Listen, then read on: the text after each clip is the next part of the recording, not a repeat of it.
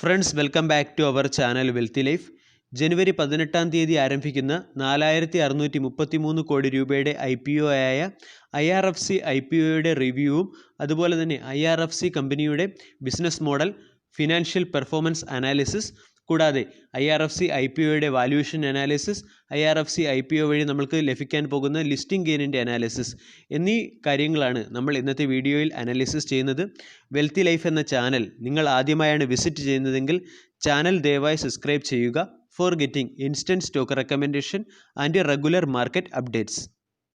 ആദ്യം തന്നെ IRFC എന്ന കമ്പനിയുടെ പ്രൈമറി റോളും അതുപോലെ തന്നെ ബിസിനസ് മോഡലിനെ കുറിച്ചും സംസാരിക്കാം. IRFC മിനിസ്ട്രി ഓഫ് റെയിൽവേയുടെ വിവിധ പ്രവർത്തനങ്ങൾക്ക് ആവശ്യമായ ഫണ്ട് റൈസ് ചെയ്യുന്ന കമ്പനിയാണ്. നമ്മൾക്കെല്ലാവർക്കും അറിയാം, മിനിസ്ട്രി ഓഫ് റെയിൽവേയുടെ പ്രധാന ഉദ്ദേശം ഇന്ത്യയിൽ പുതിയ റെയിൽവേ സ്റ്റേഷനുകളുടെ നിർമ്മാണം, അതുപോലെ തന്നെ നിലവിലുള്ള റെയിൽവേ സ്റ്റേഷനുകളുടെ നവീകരണം, റെയിൽവേ നെറ്റ്വർക്കിൻ്റെ എക്സ്പാൻഷൻ തുടങ്ങിയ മേജർ റോളുകളെല്ലാം മിനിസ്ട്രി ഓഫ് റെയിൽവേയുടെ അണ്ടറിലാണ് വരുന്നത്. അപ്പോൾ മിനിസ്ട്രി ഓഫ് റെയിൽവേയുടെ വിവിധ പ്രവർത്തനങ്ങൾക്ക് ആവശ്യമായ ഫണ്ട് റൈസ് ചെയ്യുന്ന കമ്പനിയാണ് IRFC. ഇനി IRFCക്ക് ഇന്ത്യൻ റെയിൽവേയിലുള്ള സ്വാധീനം എത്രത്തോളം ഉണ്ടെന്ന് മനസ്സിലാക്കണമെങ്കിൽ റെയിൽവേയുടെ ടോട്ടൽ ക്യാപെക്സും ആ ക്യാപെക്സിൽ IRFC കോൺട്രിബ്യൂട്ട് ചെയ്യുന്ന ഫണ്ടും കൂടി നമ്മൾ പരിശോധിക്കണം. 2019 ഫിനാൻഷ്യൽ ഇയർ നമ്മൾ പരിശോധിക്കുകയാണെങ്കിൽ റെയിൽവേയുടെ ടോട്ടൽ ക്യാപെക്സ് 1334 ബില്യൺ ആയിരുന്നു. ഈ 1334 ബില്യൻ്റെ 39% ഫിനാൻസ് ചെയ്തത് IRFC ആണ്. അതായത് 2019 ഫിനാൻഷ്യൽ ഇയറിൽ IRFC ഇന്ത്യൻ റെയിൽവേക്ക് വേണ്ടി 525 ബില്യൺ രൂപയാണ് ഫിനാൻസ് ചെയ്തത്. ഇനി 2020 ഫിനാൻഷ്യൽ ഇയറിലെ ഡേറ്റ നോക്കുകയാണെങ്കിൽ റെയിൽവേയുടെ ടോട്ടൽ ക്യാപെക്സ് 71,392 കോടിയായിരുന്നു. ഈ 71,392 കോടി രൂപയുടെ 48% ഫിനാൻസ് ചെയ്തത് IRFC ആണ്. ഈ ഒരു ഡേറ്റയിൽ നിന്ന് മനസ്സിലാകും ഇന്ത്യൻ റെയിൽവേയുടെ എക്സ്പാൻഷൻ അല്ലെങ്കിൽ ഇന്ത്യൻ റെയിൽവേയുടെ പ്രവർത്തനത്തിൽ എത്രത്തോളം വലിയ സ്ട്രാറ്റജിക് റോളാണ് IRFC എന്ന് പറയുന്ന കമ്പനിക്കുള്ളതെന്ന്. ഇനി IRFCയുടെ ഫണ്ടമെൻ്റൽ ബിസിനസ് പാരാമീറ്റേഴ്സും അതുപോലെ തന്നെ ഫിനാൻഷ്യൽ പാരാമീറ്റേഴ്സും നമ്മൾക്ക് പരിശോധിക്കാം. കമ്പനിയുടെ ഫിനാൻഷ്യൽ പാരാമീറ്റേഴ്സ് പരിശോധിക്കുന്നതിനായി കമ്പനിയുടെ ടോട്ടൽ അസറ്റും അതുപോലെ തന്നെ റവന്യൂവും പ്രോഫിറ്റ് ആഫ്റ്റർ ടാക്സും കഴിഞ്ഞ 3 വർഷത്തെ പരിശോധിക്കുകയാണെങ്കിൽ 2018 ഫിനാൻഷ്യൽ ഇയറിൽ കമ്പനിയുടെ ടോട്ടൽ അസറ്റ് 16,14,510 മില്യൺ ആയിരുന്നു. അത് 2019 ആയപ്പോൾ 20,64,000 മില്യനായി. അത് 2020 ആയപ്പോൾ 27,55,000 മില്യനായി മാറിയിട്ടുണ്ട്.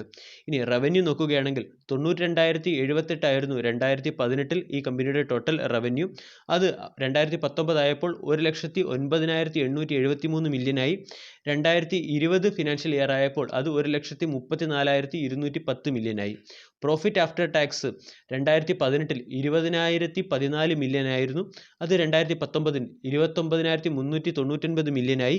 2020 ഫിനാൻഷ്യൽ ഇയറിൽ 31,920 മില്യനായി. അതായത് 2018ലെയും 2020ലെയും ഡേറ്റ നമ്മൾ പരിശോധിക്കുകയാണെങ്കിൽ 2 വർഷം കൊണ്ട് ഏകദേശം 30% ഗ്രോത്ത് ആണ് നമ്മൾക്ക് പ്രോഫിറ്റ് ആഫ്റ്റർ ടാക്സിൽ കാണാൻ സാധിക്കുന്നത്.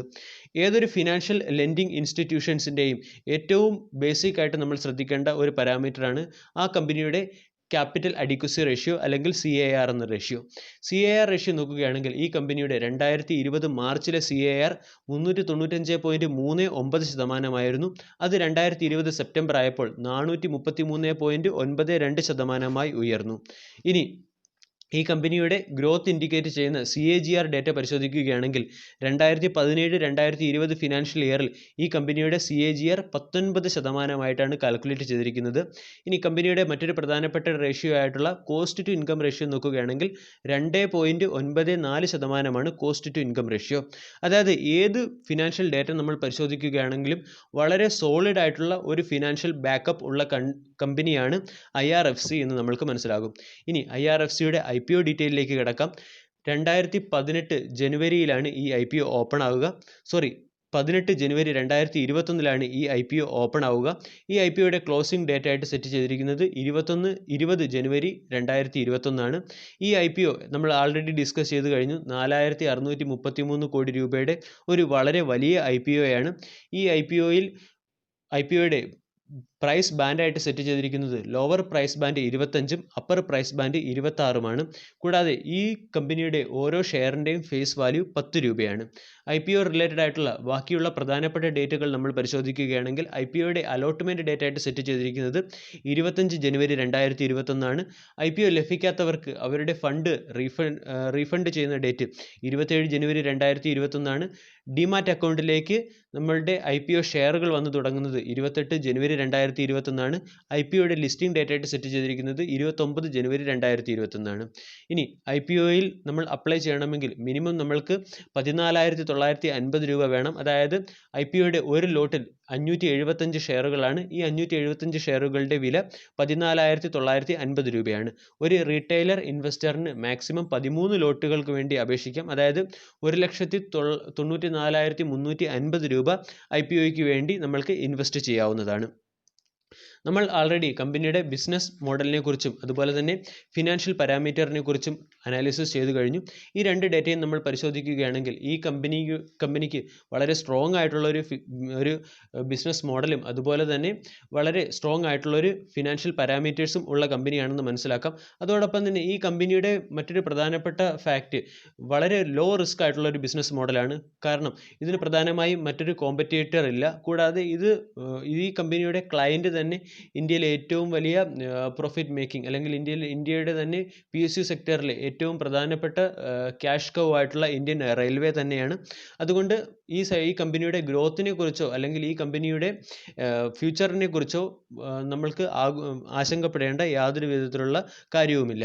ഇനി നമ്മൾക്ക് ബാക്കിയുള്ള ഡേറ്റ നമ്മൾ പരിശോധിക്കുകയാണെങ്കിൽ അതായത് ഓവറോൾ നമ്മൾ ഇന്ത്യൻ റെയിൽവേ റിലേറ്റഡ് ആയിട്ടുള്ള പഴയ IPOകളുടെ ഡേറ്റ നമ്മൾ പരിശോധിക്കുകയാണെങ്കിൽ ഒട്ടുമിക്ക IPOകളും വളരെ നന്നായാണ് പെർഫോം ചെയ്തത്. ലേറ്റസ്റ്റ് ആയിട്ടുള്ള IPO ആയ IRCTCയുടെ IPO 2019 ഒക്ടോബർ മാസത്തിലായിരുന്നു വന്നത്. ഈ IPO ലിസ്റ്റിംഗ് ചെയ്തപ്പോൾ 101% കൂടിയാണ് ലിസ്റ്റിംഗ് ചെയ്തത്. അതായത് ഈ IPO തീരുന്നതോടുകൂടി ഏകദേശം ഈ സ്റ്റോക്കിൽ 128% റിട്ടേൺ ആണ് ഈ സ്റ്റോക്ക് IPOയുടെ ലിസ്റ്റിംഗ് ഡേറ്റിൽ തന്നത്.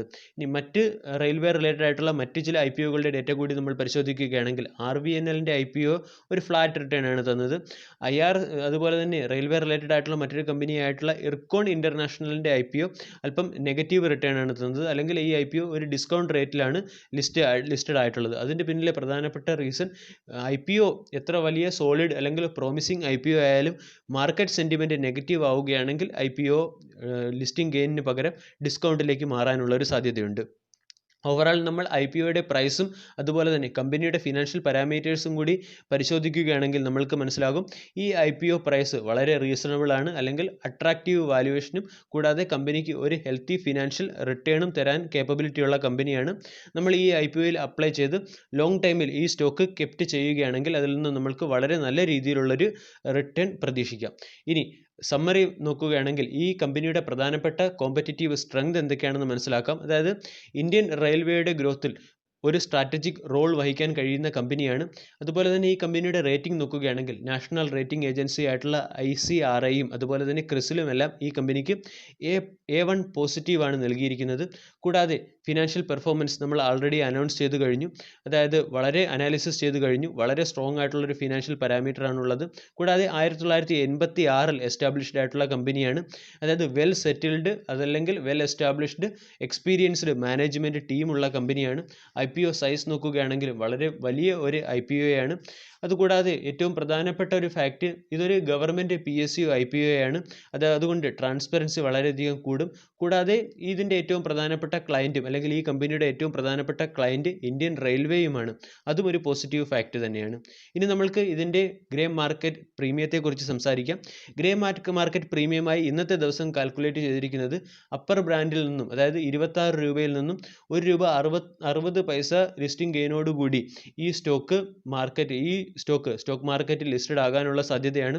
ഇതിൻ്റെ IPOയുടെ ഡേറ്റ് തുടങ്ങുന്നത് മുതൽ IPOയുടെ ലിസ്റ്റിംഗ് ഗെയിൻ വരെയുള്ള ഡേറ്റിൽ ഈ ഗ്രേ മാർക്കറ്റ് പ്രീമിയം വേരി ചെയ്തുകൊണ്ടിരിക്കും. അതായത് മാർക്കറ്റ് സെൻറ്റിമെൻറ്റ്സ് അനുസരിച്ച് വേരി ചെയ്തുകൊണ്ടിരിക്കും. എന്നിരുന്നാലും നമ്മൾക്ക് 20% മുതൽ 30% വരെയുള്ള ഒരു ലിസ്റ്റിംഗ് ഗെയിൻ പ്രതീക്ഷിക്കാവുന്ന ഒരു IPO ആണ് IRFC IPO.